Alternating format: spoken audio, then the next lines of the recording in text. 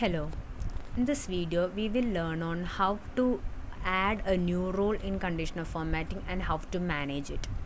So in the previous part, two options of conditional formatting, we have learned on the list that are listed under the conditional formatting menu of Excel. Okay. So now in this video, we will learn how to apply a new rule and how to manage that rule also. So if none of the above cases are not matching with our requirements, then we can go ahead with the new rule option. Okay, I will show you how.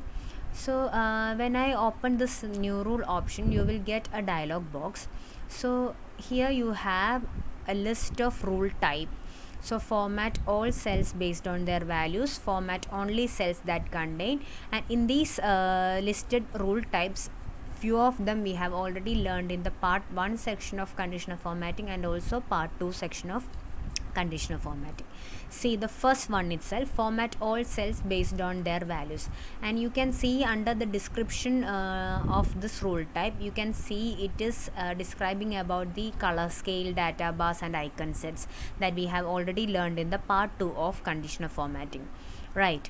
So you can go ahead with the with an illustration of managing rule of color scale itself. I will show you how. So before that, I did a color scale on this data, right? So this color scale was a 2 shaded color scale, right? So you can go ahead with the more rule option or a new rule option. Both of them will trigger to the same dialog box. Okay, so you can go ahead with the 3 scale option. I'm going to managing the color scale conditional formatting that I have already done in the in this selected cell. Okay, so now I'm going to managing this rule with different color format. Let's keep it the middle value same as yellow shade and the lower value with the white shade. So now we have applied on we have managed the color scale option with the 2 scale to a 3 scale option. So like this you can change the data bars or icon set. So under the data bar also you don't have that much any extra fittings to manage it, so I'm not going with the data bar option. And also under the icon set also we don't have enough editing on over it. So but we have an option like this. So before that I will select the cell which I have done with the icon set option. So I'm going with the new rule option. So if I chose icon set, you have to select which icon set we have selected, and under this you will have an option like this.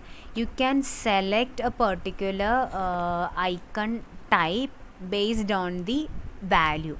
So you have to change the type of the selected cell values. It is in the number format, right? It is not in the percentage. So I have to change it to number first, then you have to enter the value here. So when the value is greater than this value, this icon will be displayed, and when the value is greater than a particular value that we have entered in this cell, will be shown by or will be represented with this icon set, so that you can change or manipulate the type of icons that the icon should be displayed on the selected cells. This is how we can do manipulation in the data bars, color scales or icon sets. Okay, so the first rule type that we have already learned in the conditional part 2. And what about the second one? Second one is format only cells that contain. So it tells about the specific text. You have to listen on the rule description itself. So here you have the options like specific text, date occurring, blank, no blank, error, no errors. So we have learned on how to highlight a particular cell with a specific text and a date occurring. Suppose if we have a cell with a blank cell, if that's so, yeah, I have already selected the cell now.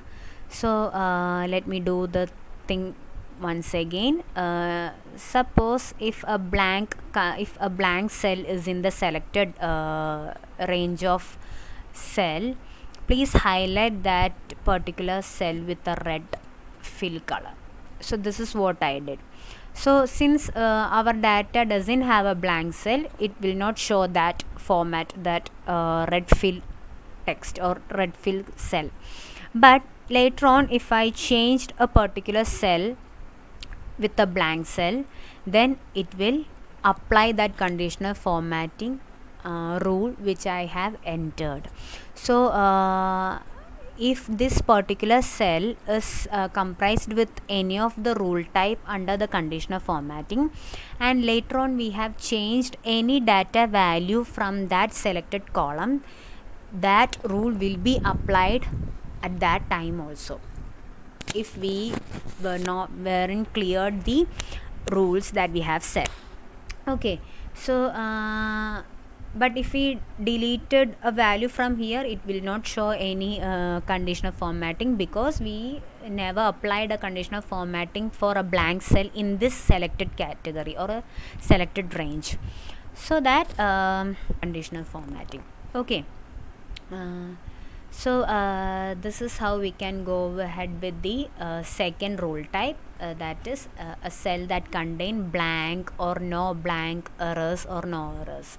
So you can try with these no blanks, errors and no errors as an assignment. I will upload a link to I will share a link to upload the activities that you have done with the second rule type, that is how to apply a conditional formatting if a cell that contains a blank cell, a no blank cell, an error cell and no error cell. Okay, so that is an assignment to you, you have to do, and I will share the link for you to upload the assignment. Okay, let's see the next option, rule type.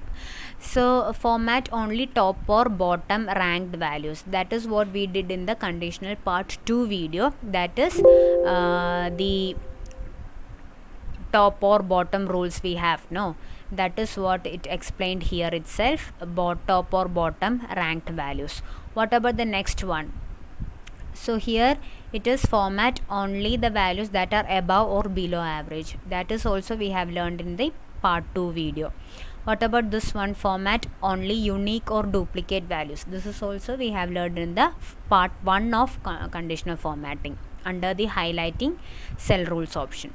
So this is the new thing that you have to learn and you have to apply. So while you are setting any new rule type, you have to select this last rule type.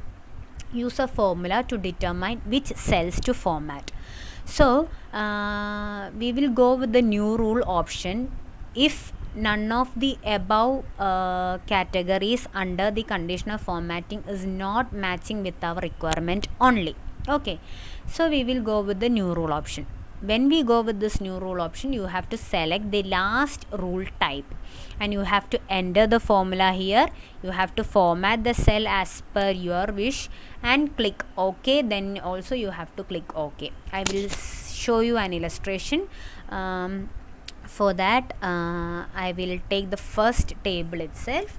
So here we have a data is not available in the first options of conditional formatting. Okay, so my new rule is based on the unit cost a particular value, you have to select the item type or you have to highlight the item type. Okay, so what is the that particular value is, my requirement is like this: if the unit cost is equal to 6.92, then highlight the item type cell.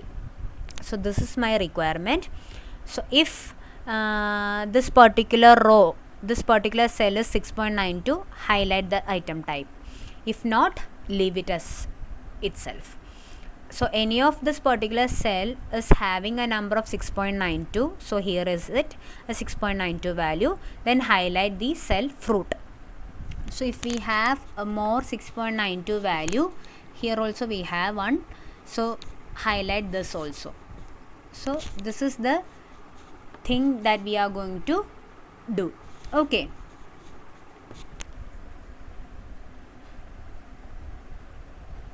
done. So yeah, let's do the illustration now.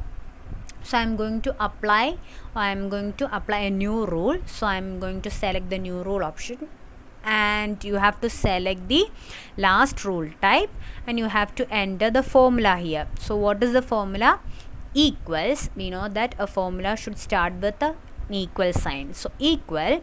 So I have to select the cell, right? So my cell is particular this one, the first cell, and you know that unit cost is in the K column. As you can see, it is in the K column. So K column, the column name will not be changed. So I'm going to lock the K column, but the row numbers will be changed dynamically, right? 2, 3, 4, 5, 6, like that. So I'm unlocking the row number. So I'm unlocking the row number, and I'm locking the column name using the dollar symbol, and I'm checking that whether it is equal to 6.92. okay, so 6.92. then I am going to change or highlight the cell with a bold italic font with a white color and with a purple fill color. Okay, so this will be the type. I clicked OK. No change occurred, right? The rule hasn't reflected on this particular cell. So before that, we have to manage the rule that we have recently set as a new rule. So here we have the new rule. So here we have to change the cell, since it is selected the first column only. So we have to select the range from this column to last column, right? So now I will press OK button. I clicked. So here you can see that the item type hasn't highlighted. Instead of that, it selected the unit cost cells with 6.92 as values. So this was not my requirement, right? What was my requirement? If the unit cost is equal to 6.92, then highlight the item type. So again I am going with the manage rule option. So here it shows a column header like this. Rule is formula K2 is equal to 6.92. Format is this much, and where you have to apply, that is here we have put the column as unit cost column, right? So that is why it has applied on the unit cost column. So here you have to select the column item type. So you have to change the applies to column as the item type. Then I click OK. See, now the new rule which we have applied is reflected on the item type. So fruits, the item type named fruits has the unit cost value as 6.92.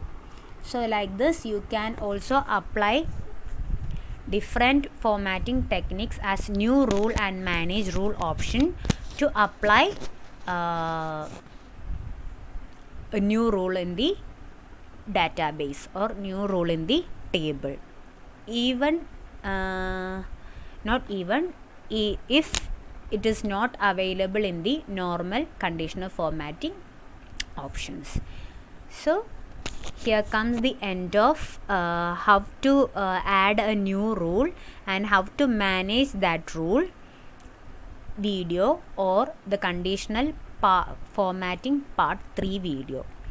Thank you so much for listening. I hope you all got an idea on how to add a new rule and how to manage that rule.